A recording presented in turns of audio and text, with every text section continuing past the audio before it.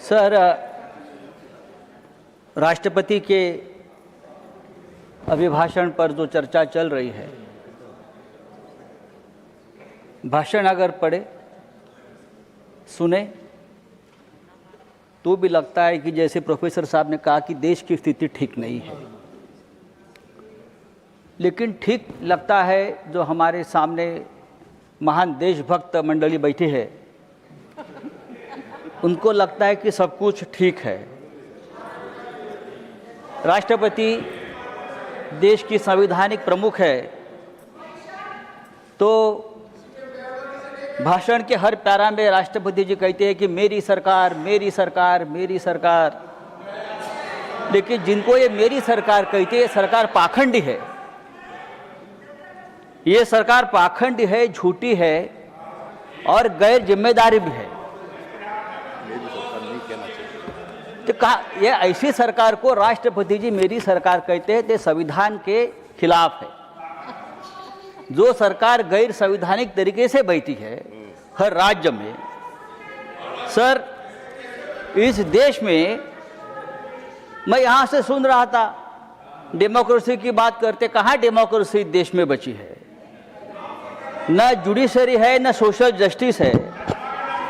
High court और supreme court सरकार की कठपुतलियां बन गई है। कहाँ न्याय मिलता है?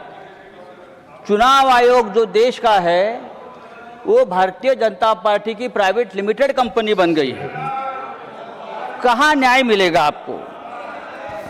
सोनम वांगचुक कहाँ है? सोनम वांगचुक कहाँ है? आप देशभक्त है ना, आप मुझे बताइए सोनम वांगचुक का क्या हुआ? उनकी हालत क्या है? क्या वो जिंदा भी है? मुझे मालूम नहीं, कहाँ है वो? देखिए उनका अपराध क्या है? उनका अपराध है कि हमारी जमीन चीन ने कब्जा कर ली है। ये बात उसने कह दी तो उसको देशद्रोही बताकर जेल में डाल दिया। क्या ये डेमोक्रेसी है? मुझे लगता है सर ये डेमोक्रेसी की व्याख्या, डेफिनेशन नहीं है। राष्ट्रपति के भाषण में वही घिसी पिटी घोषणाएं हैं।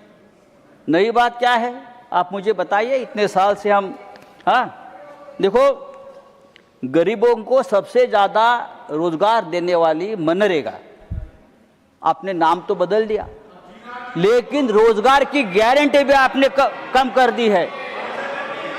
किसानों को रोजगार मिलता था वो गारंटी आपने कम कर दी। हमारे मराठवाड़ा, महाराष्ट्र में मराठवाड़ा में 2025 में 3000 किसानों ने आत्महत्या की है। 3000।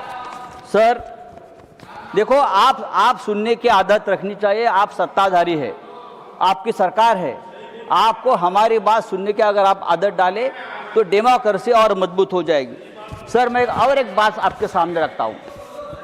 ये सरकार पूरी तरह से भ्रष्टाचारियों से घिरी है।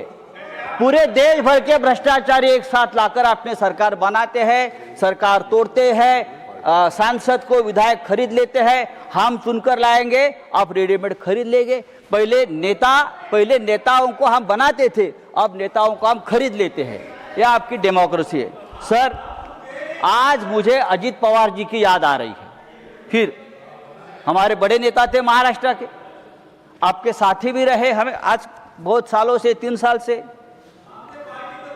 दुर्भाग्यपूर्ण तरीके से उनकी मौत हो गई।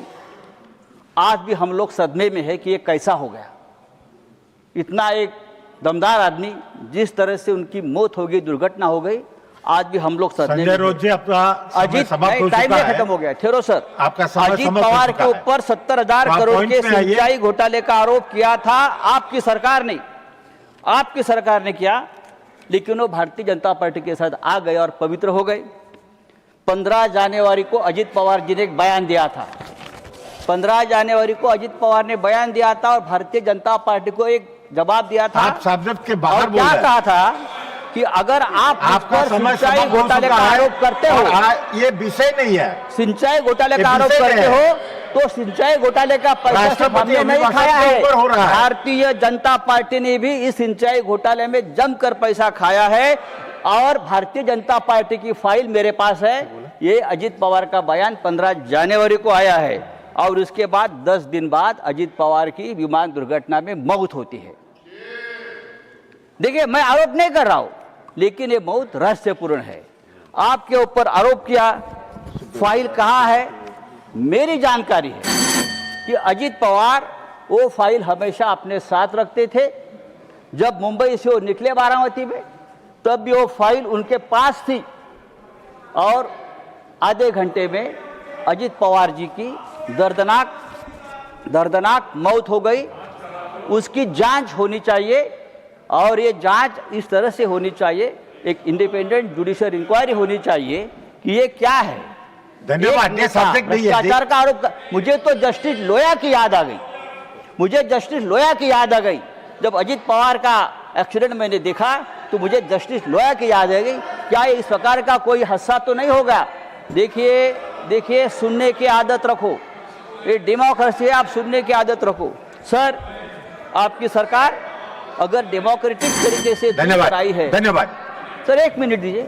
नहीं, एक मिनट भी नहीं है अभी। सर, हाउस एडजॉर्न करना है।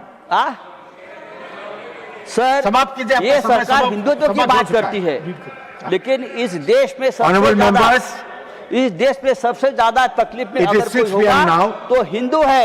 हिंदू में हिंदू गंदे पानी पीकर मरता है। लखनऊ में हिंदू कब सिर्फ पीकर मरता है और बांग्लादेश में हिंदू को मार दिया जाता है और देश के प्रधानमंत्री और देश की सरकार उसके ऊपर चुप बैठी है। सर, आदरणीय राष्ट्रपति जी ने अगर इस बात का जिक्र किया होता तो हम बहुत आपके स्वागत करता। धन्यवाद। Now special mention doctor